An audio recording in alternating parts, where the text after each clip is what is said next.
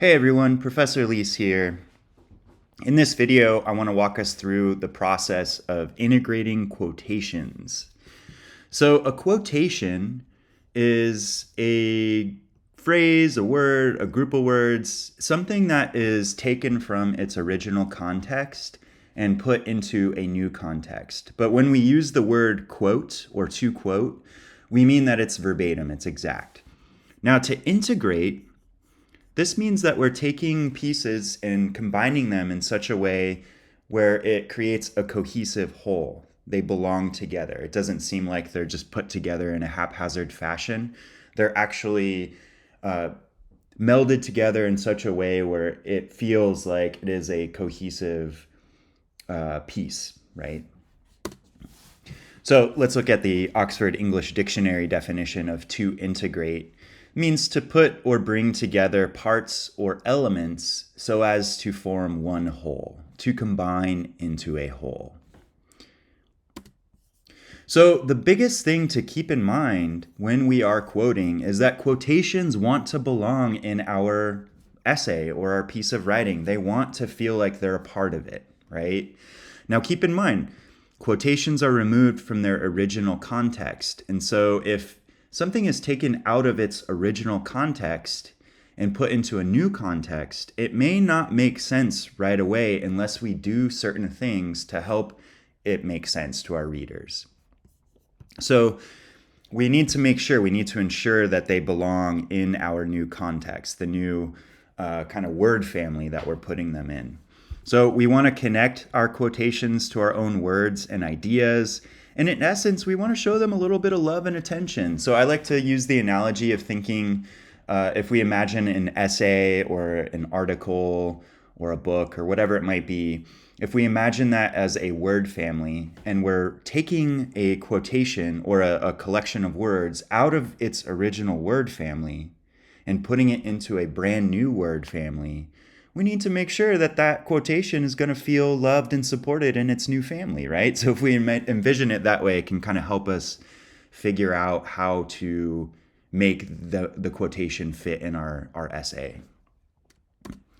So we want to consider our rhetorical situation. Every time that we sit down to write, remember, it's a new rhetorical situation. There's never an identical writing situation that we find ourselves in. Obviously, there'll be similarities and parallels and, common characteristics, but every single time we work on a new piece of writing, it's a brand new rhetorical situation. So we need to consider ourselves as the author, right? So what is our credibility that we're bringing to the table? What do we already know about the topic that we're writing on? And what do we need to learn about the topic that we're writing on so that we are being found credible by our audience, right? Now, our audience only has what's written on the page. They don't have access to our thinking, they don't have access to our brains unless we actually describe that process on the page, right? So we need to keep our audience in mind so that we can achieve our purpose, right? If we don't consider the needs and expectations of our audience, we may not meet the purpose that we're setting out to accomplish. So all these three elements, author, audience, purpose, those three things combined create the message or the text that we are putting together. So in order for us to consider our rhetorical situation and be sensitive to the needs and expectations of our audience, there are 5 different considerations that we need to keep in mind when we're integrating quotations into our writing. So the very first thing that we need to keep in mind is that we need to provide context and background information for the quotation. Remember that we are removing the collection of words from its original context and putting it in a brand new context. It may not make sense right away. So we need to keep in mind that not everyone in our audience has read the texts that we're quoting from. Or perhaps they've read them, but they're just not as familiar with them as we are, as the writer of our essay, right? So we need to keep that in mind. Not everyone in our audience is going to be as familiar with the text that you're quoting from as you are, right? So keep that in mind. So we need to make sure that we're indicating the author and the title, of the source that we're quoting from. So that's one of the details that we can do right away that will help to provide some of that context and background information. We're indicating the source of the quotation. We need to, in many instances, we will need to provide a brief summary of the text or a brief summary of the point that the quotation is referring to from that text, right? So we need to fill our readers in, just giving them a sentence, 2 sentences, maybe even a few more if it's needed. But we need to make sure that we're giving our readers a little bit of a glimpse into what that source is about so that they understand, generally speaking, what it's about without having read it themselves, right? So we need to do that heavy lifting for our readers so that they can continue reading our essay and have it make sense to them, right? So also, if there is certain terminology or concepts, references to people, events, whatever it might be, that won't be immediately clear to our audience, if there's something within the quotation that needs to be defined or explained, then we need to explain that for our readers.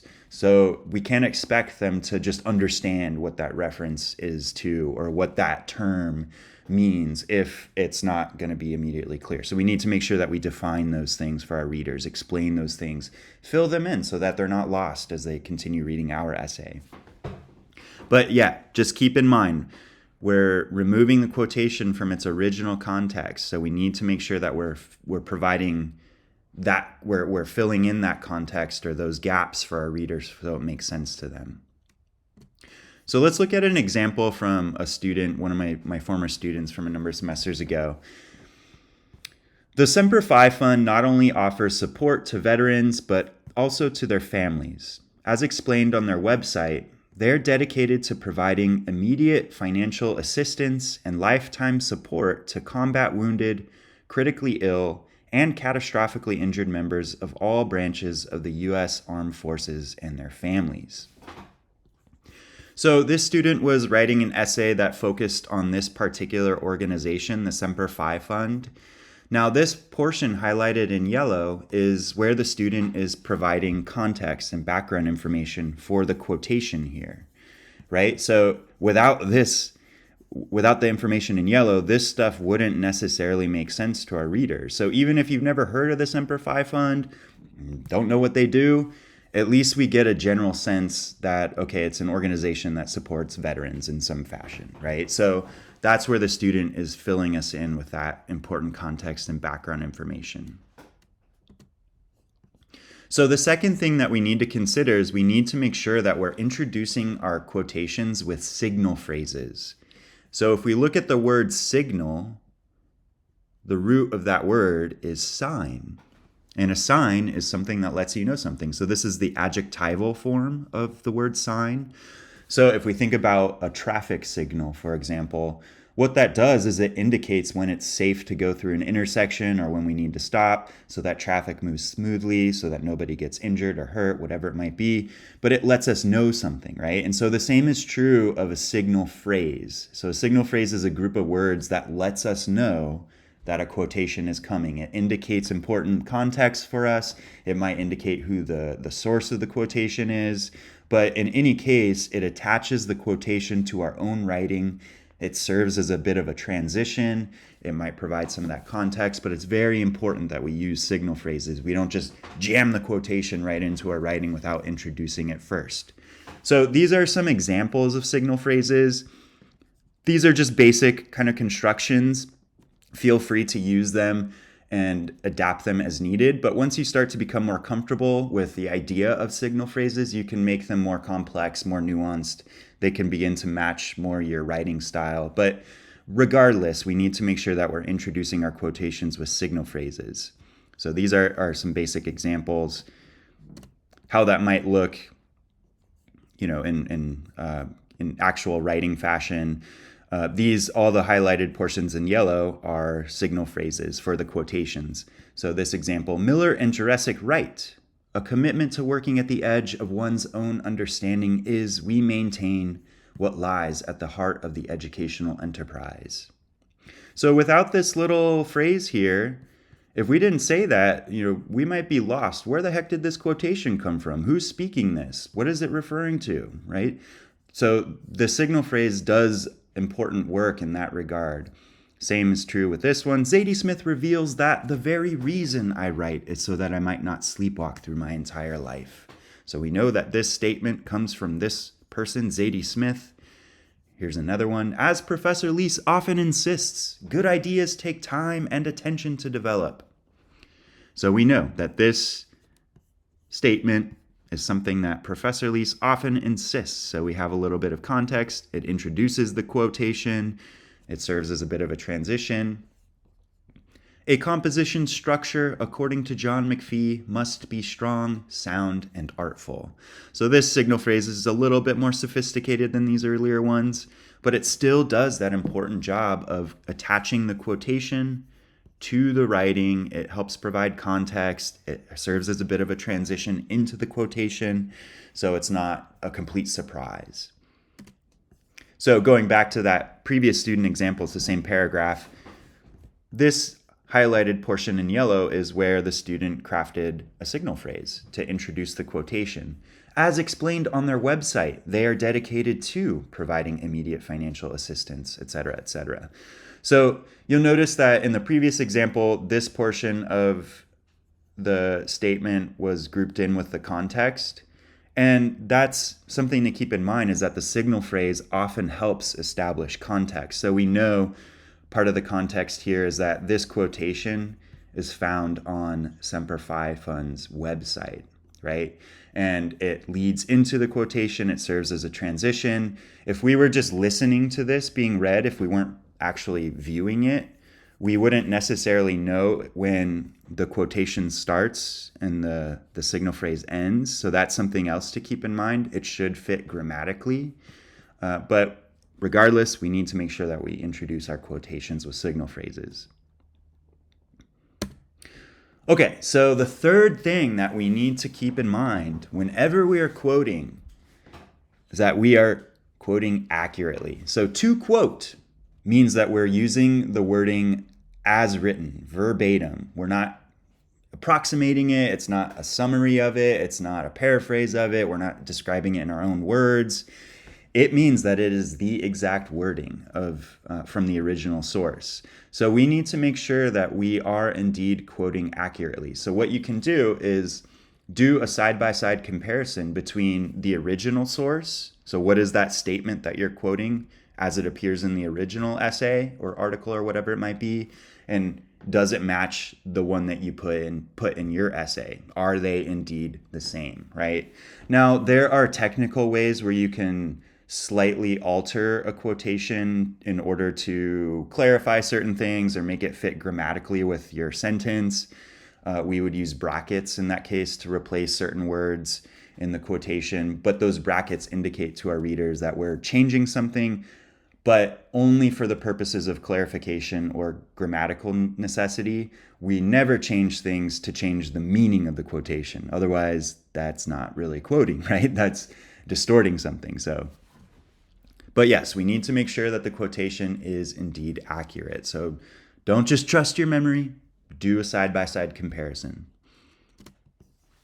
The fourth thing that we need to consider is that we are not letting our quotations speak for themselves. In other words, we need to make sure that we are providing commentary and explanation for those quotations. So explain or interpret the quotation for your readers. How are you understanding this particular statement from this author, right? Now, your reader doesn't have to agree with your interpretation, but they can see how you are interpreting it, and they can then follow along with your argument or your analysis or whatever it might be, because they understand, okay, they understand this to mean this thing in this way. So in some other ways that we can provide commentary is we might provide an example of something that illustrates the quotation. An example of what so-and-so means by this is blah, blah, blah, blah, blah. We might offer a counter argument if that's appropriate for what we're trying to do in our essay. So, we might include a quotation from an author in order to refute it. So we might point out its flaws or where it doesn't stand to reason or whatever it might be. We also might demonstrate a connection between that quotation and another quotation or idea in our essay.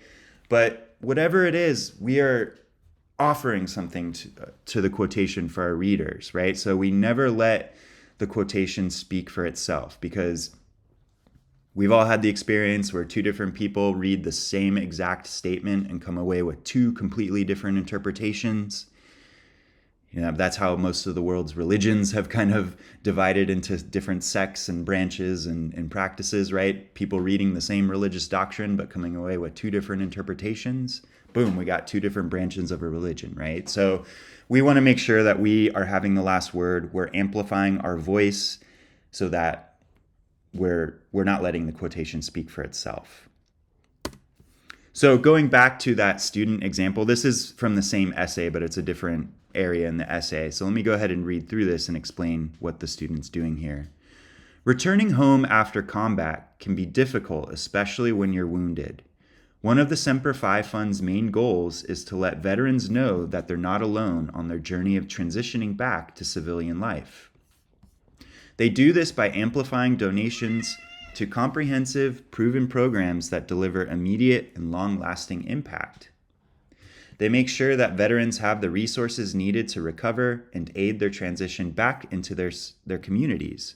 Some things they do to aid veterans in their healing process include assisting them in their physical recovery, helping them start new productive lives, and providing resources to improve their physical and mental health. So just visually looking at this paragraph here, if the student hadn't offered commentary on the quotation, this paragraph would only be half the length. So this gets to something that many of my students, at least many of the things that I hear my students say they want to be able to do when they enter my classes, is that they want to learn how to write more. How do I write more so I reach this word count? How do I extrapolate this seemingly simple idea into a complex analysis? How do I write more? This is one of the ways that you write more, right? Again, visually, if you just take away the yellow part, the paragraph is half the length. So offering commentary, providing examples, showing connections, providing counter arguments, whatever it might be, that's the stuff that helps you generate more content and develop ideas more fully. Now we understand, okay, this student is giving us more information on this quotation. What does that look like exactly? So we get a stronger understanding of it. The final thing, the fifth thing, is that we just need to make sure that we're citing our sources. Now, to cite something means that you're giving credit to the author, whether it's to their ideas or to their exact wording or both, right? So we need to make sure that we're providing attribution to the source, whether we're quoting it or paraphrasing it. So to paraphrase means that we're taking somebody else's ideas and explaining them in our own words. We still give credit to that person's ideas, right? Even though we're explaining it the way that we would do it, it's not our idea. So we need to give credit to that person regardless. So we need to indicate the source when we're providing context for our quotations. We might do that in our signal phrase. Sometimes we might include the author's last name in parentheses, but that's only the case if we don't indicate who the author is in our signal phrase, or it's not immediately clear who the speaker of that quotation is. So if we're kind of switching back and forth from different authors, like when we're quoting something, then it would be appropriate to indicate the author's last name in parentheses after the quotation so that it's clear to our readers. Okay, this quotation comes from this person, that quotation comes from that person. It's not a mystery in that regard. Now, we would include page numbers in parentheses only if there are page numbers to include. So if we're quoting from a website, there are no page numbers on websites generally, so we don't need to include anything in parentheses if that's the case. So only if there are page numbers. Now, sometimes we might want to put the paragraph number or the timestamp if we're quoting from a video. Generally speaking, that's not needed. We don't need to do that. We just need to make sure that we're giving credit to the source. It's clear who's speaking that quotation. It's not a mystery to our readers. That's what a citation really means. Some examples of the parenthetical stuff I was just talking about. are right here. So let me just read through this and explain. Tyson observes, the cosmic perspective opens our minds to extraordinary ideas, but does not leave them so open that our brains spill out, making us susceptible to anything we're told. 206. So in this case, because I indicate the author's last name in the signal phrase here, I don't need to indicate his last name in the parenthetical citation. The reason I have 206 here is because this quotation is found on page 206 in this book that I'm quoting from, right? Now, in our works cited page, that's where we would find all the publication information for this book. So we would look up the author's last name, Tyson, and we could say, oh, okay, it comes from such and such book. We understand where it comes from. But that's all for the works cited page. In this example, I don't indicate the author's name in the signal phrase, so that's why I put it in the parenthetical here. We must remember that the cosmic perspective enables us to grasp in the same thought, the large and the small. Tyson 206. Now notice I don't have a comma separating these. I don't put PG 206. MLA is really about getting to the point, believe it or not. So we just put the author's last name, space 206, and we understand that's the author, that's the page number. We look that up in the works cited page. Boom, we know that it's on page 206 of the book Astrophysics for People in a Hurry, right? Which is the title of this book that we're quoting from here. All right, y'all. Well, that's it on integrating quotations. So feel free to refer to this video as needed. But remember, we need to make sure that we're doing the heavy lifting for our readers. We're keeping our audience in mind, our rhetorical situation in mind whenever we're quoting, so that our quotations make sense to our readers, even if they've never read the source we're quoting from, right? So, all right, y'all. Well, let me know if you have any questions. Ciao.